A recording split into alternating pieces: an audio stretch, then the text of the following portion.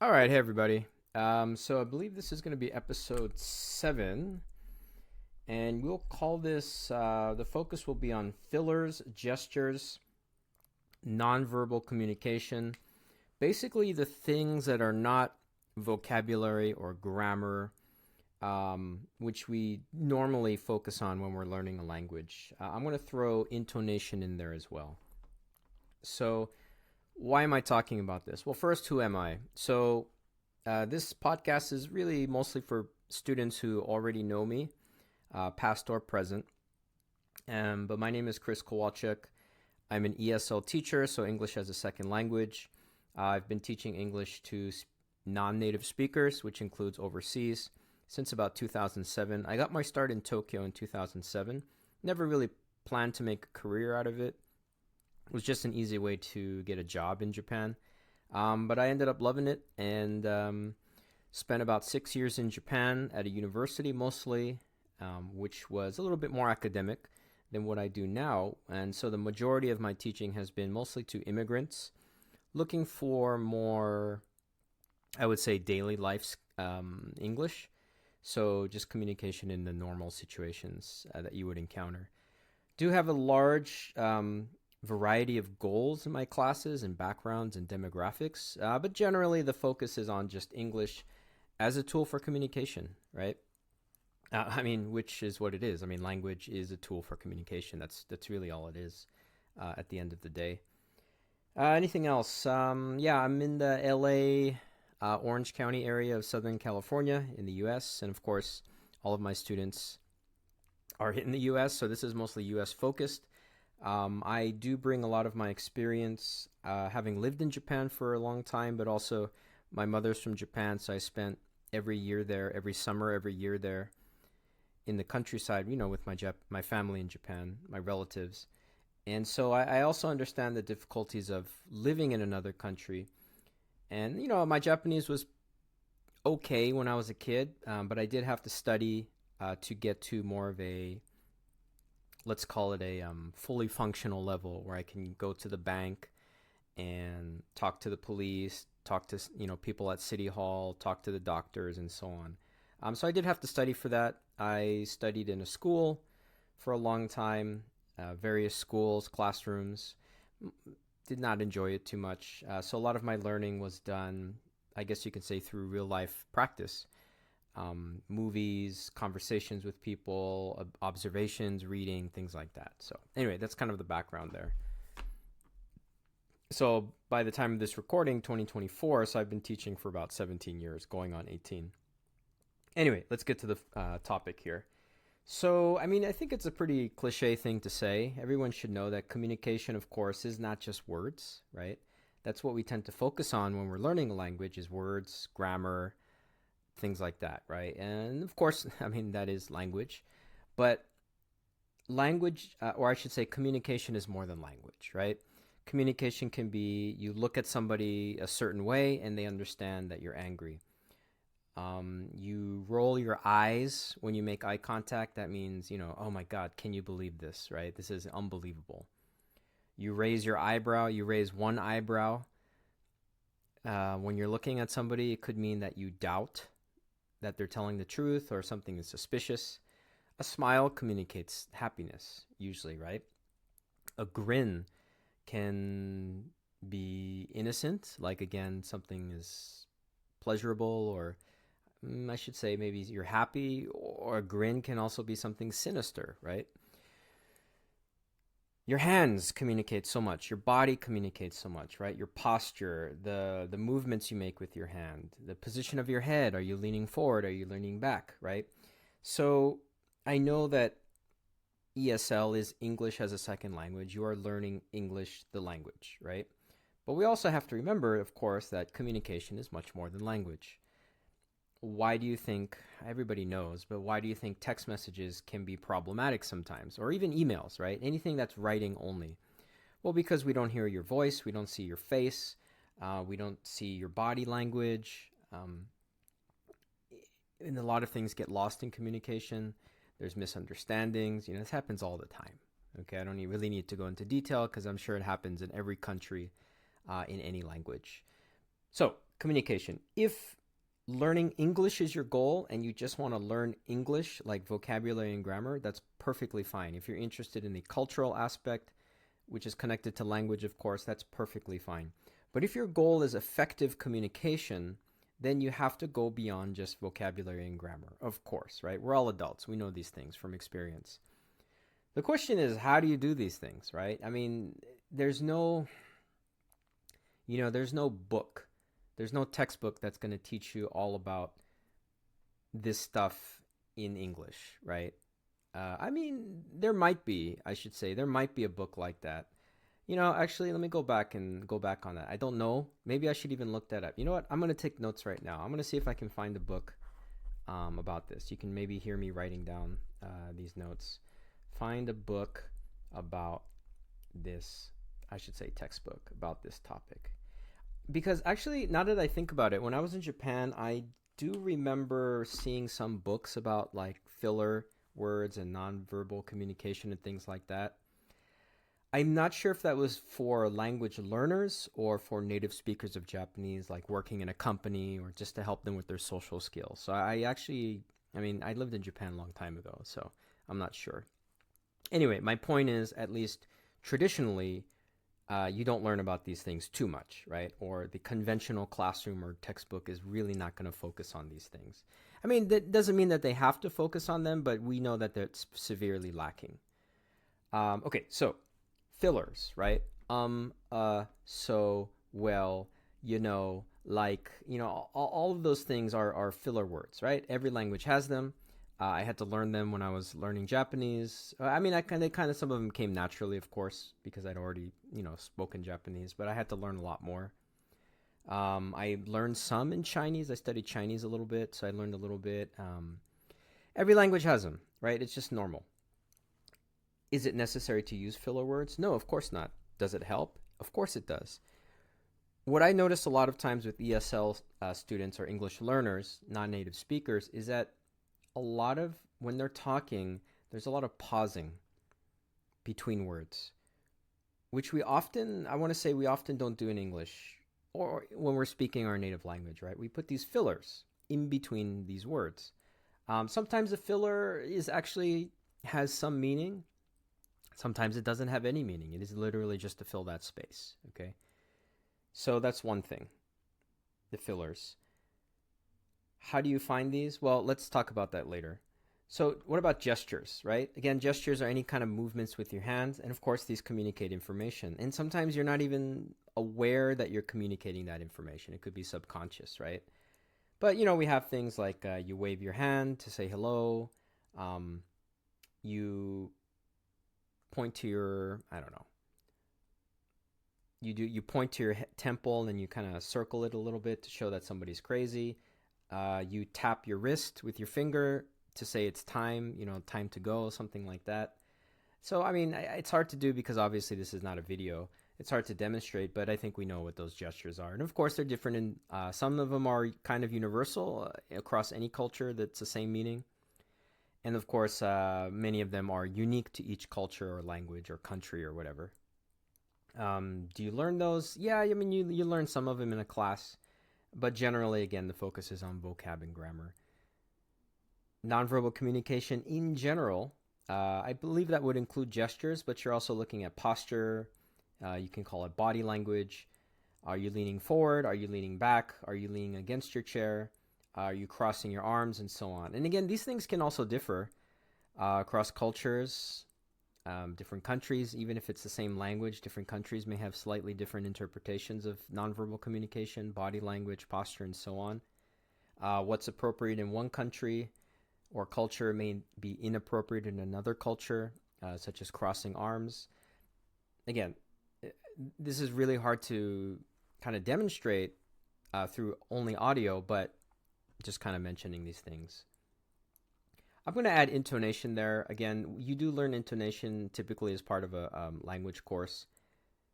Not a lot of emphasis on it, though, to be honest. And what you also find is, even though audio recordings and textbooks, the speakers do vary their intonation depending on the intended meaning or the emotion or, things like that. it's still not a lot of focus on the intonation, which I believe, and again, this is my podcast, so it's my personal beliefs and biases and so on. But I believe intonation is actually super important. And I'll kind of go off on the side thing right now. And it's not necessarily criticism of students. Uh, don't take it that way. But I always explain this anyway.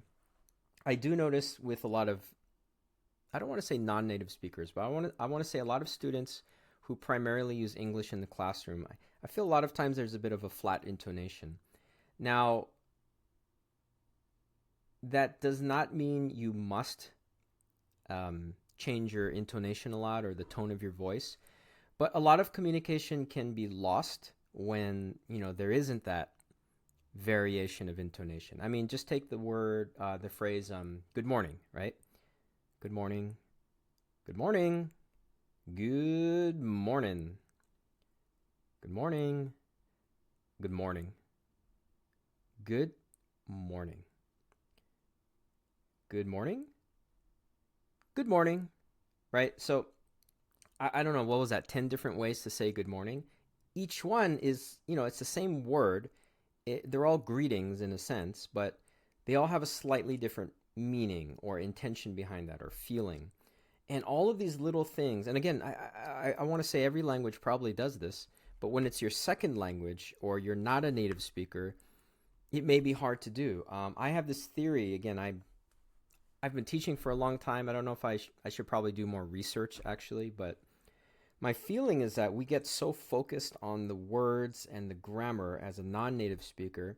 I feel, just my feeling, my hunch, that we, as non-native speakers, we tend to maybe forget or ignore all of the other things about that language. We may be so hyper-focused on vocabulary and grammar that our bodies may become stiff. Our hands may not move. Our face may not move much. And our intonation may stay, or the tone of our voice may stay kind of flat, right? Just a theory, but it's something I've observed a lot. And maybe I can kind of support that by saying that when I see students often speaking English, maybe they're a little stiff, there's not a lot of variation in their tone of voice, no fillers and the gestures, not many hand gestures. But then I see them speaking their first language maybe during the break time. And I want to say a lot of things change actually. They're more mobile, or their hands are moving more, their face is moving more, the tone of their voice is changing more. So I just have this feeling that, again, we can become so focused on vocab and grammar that we may forget or ignore a lot of the other things that are going on with communication. And again, some people may not have even learned those, I guess, other aspects of communication. So, just something that you can watch for too, and see if you notice it within yourself as well. So you've probably noticed that when you're talking on the phone in the second language, which in this case would probably be English, right, that it's really difficult. And I'm probably you've thought like, well, it's because I can't see their face, right? Yeah, I mean, I think that's a big part of it, of course, right? Even if you just have two students sit back to back where they can't see each other's mouths or bodies or face or anything, the communication gets a lot more difficult. And I got to be honest, it's the same for me too. If I can't see somebody's face. So if I am calling on someone on the phone, yeah, of course I understand everything in terms of vocabulary and grammar, but the communication is still, I would say, negatively impacted, and I have to focus more on the words and what they're saying, the content of their conversation versus the whole picture which we get from face, body language, and so on. Gestures as well. And it's going to be difficult, I think. And it was the same problem for me too when I was in Japan, making phone calls or taking phone calls in Japanese. Now, how do you learn these things? Again, I'm sure I'll look into it. I'm sure there's a book somewhere that can teach you this. Probably a lot of YouTube videos about this. But of course, you just kind of have to learn through observation. And that's what I think is always key as well. You want to put all those things together. So, students often talk about watching TV and movies in English. Yeah, that's great. Again, I've mentioned this before. You always want to be careful with TV and movies because they're scripted, they're rehearsed, and they're actually trying to remove a lot of those filler words, right? The body language is there, sure. The intonation is there and so on, but you have to remember that it's acting, it's scripted. Even a reality TV show is partially scripted, or they've practiced it. They're probably trying not to use too many fillers. You're going to see the same thing in news broadcasts, right? They're trying not to use too many fillers, trying to maybe even not move their body too much, not move their face too much, right? So you always want to be careful with those things, TV, movies, and things like that. What I think would be very interesting if you're pretty advanced is, we always talk about podcasts, right? I always talk about podcasts. Radio is a great way to, work on your listening and to hear natural English. Now, again, you run into a similar problem if it's a rehearsed show, if it's an edited show, if it's more of a news style where they're sticking to a script or they have a lot of notes. Again, it may not be the most natural representation of your typical communication in English. It's good, but it may not really help you too much with, for example, fillers and gestures and so on. One thing you could do is if you have a podcast that you like, you'd actually be surprised. A lot of these podcasts have video versions. And, I'm sure the majority of those would be on YouTube, right? So some of the podcasts I listen to have video versions on YouTube. I didn't even know. You can see those speakers that you like. You can see them moving their faces. You can see their gestures, which you're not going to get in audio only. Okay, so that's another recommendation. And sometimes it's just more interesting to see a video than just listening. And of course, these days you can just listen on your phone to a YouTube video and then watch it. So maybe you're listening while you're driving, and then when you get home, you can finish watching it or watch it again with the video as well. So those are some suggestions. You can even watch interviews on YouTube, TV interviews. Again, it could be scripted, but sometimes it's not. You could look at street interviews, random, unscripted interviews. A lot of things you can do there. I'm going to say one thing that maybe is a little bit weird or uncomfortable. Something I did a lot in Japan is just observe people around you. When you go to the supermarket, when you go to the shopping mall, when you're at the park, when you're waiting in line at the bank, if you're at Disneyland, public transportation, just observe people talking. You're at a bar, you're at a restaurant, you're waiting for your friends, you get somewhere 10 minutes early, you're waiting outside the restaurant. Just look.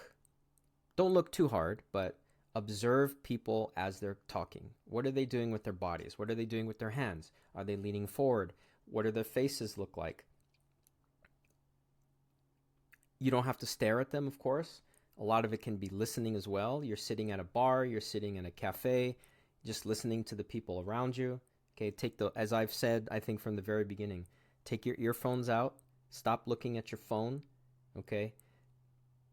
Just observe. The world is your classroom. English is not a subject that you learn like you would with linguistics, right? Linguistics is the study of language, the history of the language, the mechanics of the language, the grammar, and so on.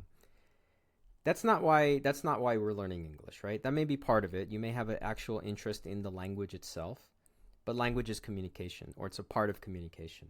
And if you're not paying attention to people around you when they're actually using English, native speakers actually using English, or non-native speakers, if you're not paying attention when you're outside, you're missing a lot of opportunities to, again, improve your communication ability. Not just your vocabulary and grammar, but your actual ability overall to communicate.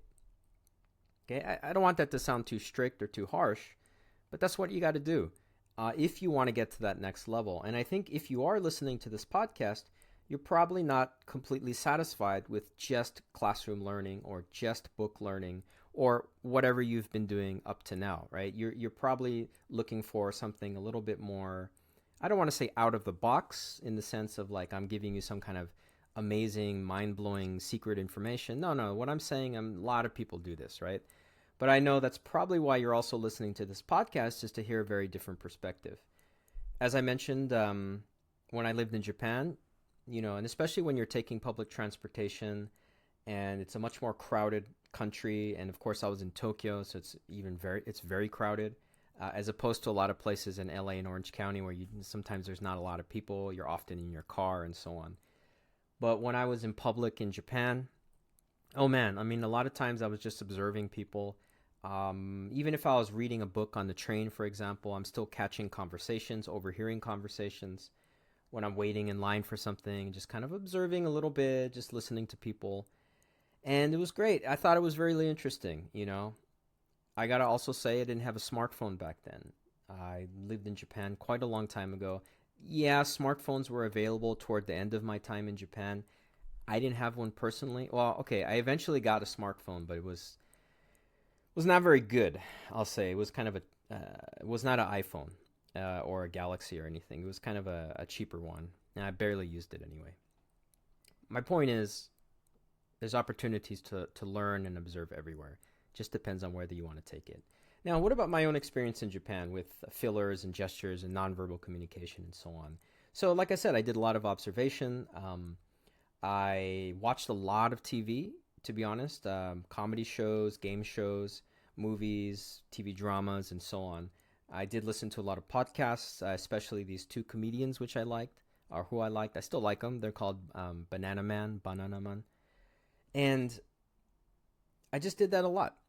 So when I would speak Japanese, as far as I can tell, I think I was using all of these pretty effectively. Fillers, gestures, and so on. And you're just copying people. I mean, that's what language is. That's how babies learn, right? Babies are copying other people around them. And so you're just doing the same thing, right? Now you don't have to use all of them. You use them in a way that feels natural or appropriate for yourself, something organic. But the idea is that you use these and they're not totally necessary. But man, that communication ability is just going to go up, right? You're a salesperson, it's going to help you. You have a job interview, it could help you. You're dating, it could help you. You're trying to make friends, it can help you, right? Again, going beyond that language, just the vocabulary and grammar for language itself. Yeah, and I thought it was just interesting too. It's almost like you become a different person in a way because the fillers and the gestures you use in your first language aren't necessarily going to be the same in English, right? And I think it was the same for me when I was in Japan, especially when I would get a little drunk, right? Is that it kind of comes out more. But it was almost like you're switching back and forth. I wouldn't say switching between identities, but in a way, we'll call it language mode. So kind of switching to Japanese mode, right? Where my body is changing, or my posture, my little gestures, the intonation, my voice itself is changing a little bit as well, and just kind of switching back and forth.